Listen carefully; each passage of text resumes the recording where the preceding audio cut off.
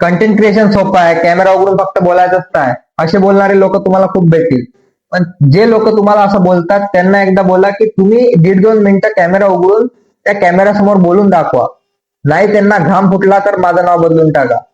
मी पण सुरुवातीला असंच होतो, खूप घाबरायचो, खूप फंबलिंग करायचो, खूप अटकायचो. अच्छा, ठीक आहे, इकडे बघणं तिकडे बघणं हे पण सगळं मी पण करायचो. आणि मी इतका लाजरा होतो, मी इतका शाय होतो की मी आजपर्यंत पण एका स्टेजवर नाही गेलो. मी इतका घाबरतो. जेव्हा पण मी स्टेजवर जातो, लोकांसमोर बोलायला लागायचो, तेव्हा माझ्या छातीत धडधड वाढायचा, मला घाम फुटायचा. पण टाइम नुसार जसं जसं मी कंटेंट क्रिएट करत गेलो, माझा कॉन्फिडन्स मी वाढवत गेलो, बोलायची क्लिअरिटी वाढवत गेलो, फॉर्मलिंग कमी होत गेलं.